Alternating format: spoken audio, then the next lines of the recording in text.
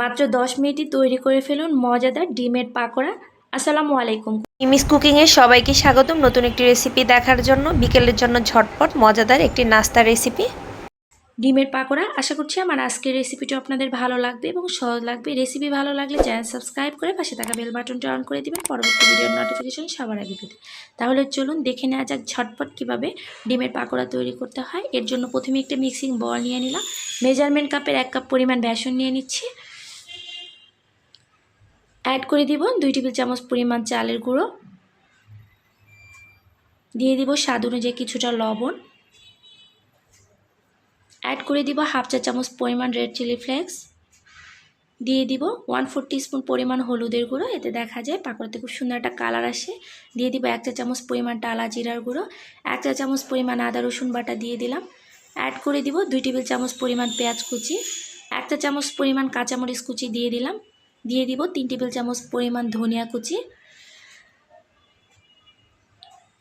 এখন অল্প অল্প করে পানি দিয়ে আমি একটা ব্যাটার তৈরি করে নিব পাকোড়ার জন্য। তবে এই ব্যাটারটা কিন্তু বেগুনি বা চপের যেরকম ব্যাটার হয় সেরকম হবে না, এটা কিন্তু একটু ভারী হবে। আর এই ডিমের পাকোড়াটা মাত্র 10 মিনিটে আপনারা খুব ইজিলি ইফতারের আগ দিয়ে তৈরি করে নিতে পারেন, যেহেতু ঝামেলা কম। আর রোজার সময় সারাদিন ক্লান্তি থাকে, তো সব সময় কাজ করতে কিন্তু ভালো লাগে না। আর ঝটপট যদি ইফতার করা যায় তাহলে তো সময়টাও খুব বাঁচে। তো খুব সহজেই কিন্তু আপনারা এই পাকোড়াটা তৈরি করে নিতে পারেন, পরিবারের সবাই খুব পছন্দ করবে। একবার হলো রেসিপিটা ট্রাই করে দেখতে পারেন, আশা করছি ভালো লাগবে। তো এর মাঝে দেখতে পাচ্ছেন এর ঘনত্বটা কীরকম হবে ব্যাটারে, এটা কিন্তু বেশি পাতলা হবে না, একটু ভারী হবে ব্যাটারটা।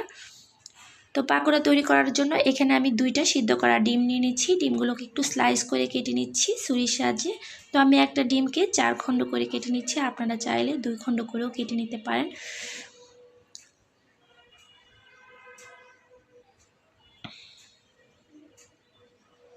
যারা যারা এখনও চ্যানেলটা সাবস্ক্রাইব করেনি প্লিজ চ্যানেলটা সাবস্ক্রাইব করে রাখবেন আমার নতুন নতুন রেসিপি সবার আগে পেতে। তো এরই মাঝে আমার 2টা ডিম ভালোভাবে স্লাইস করে কাটা হয়ে গেছে। তো আমার 2টা ডিমে 8টা পাকোড়া হবে। এখন প্রথমে আমি এর মধ্যে ব্যাটারের মধ্যে ডিমগুলোকে ছেড়ে দিচ্ছি এবং এগুলোর মধ্যে আমি খুব সুন্দরভাবে এটাকে কোট করে নিব। একটু ভালোভাবে কোট করে নেবেন, যেহেতু ডিম ভিতরে, আর ডিমগুলো যাতে বের হয়ে না আসে খুব ভালোভাবে কোট করে নেবেন, কোনো জায়গা দিয়ে যাতে ফাঁকা না থাকে। ঠিক এইভাবে করে আমি সবগুলো কোট করে নিচ্ছি। ভাজার জন্য চুলায় প্যান বসিয়ে দিলাম, পর্যাপ্ত পরিমাণ তেল দিয়ে দিলাম। তেলটা যখন মোটামুটি গরম হয়ে যাবে এই পর্যায়ে পাকোড়াগুলোকে ছেড়ে দিচ্ছি। এই পাকোড়াগুলো খেতে এতটাই মজা লাগে, একবার হলেও রেসিপিটা ট্রাই করে দেখতে পারেন, পরিবারের সবাই খুব পছন্দ করবে এইটুকু বলতে পারি।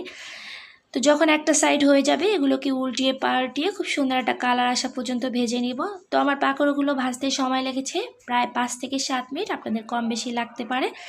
তো এরই মাঝে আমার পাকোড়াগুলো কিন্তু হয়ে গিয়েছে, দেখতেই পাচ্ছেন মাশাআল্লাহ কতটা মুচমুচে এবং ক্রিস্পি হয়েছে।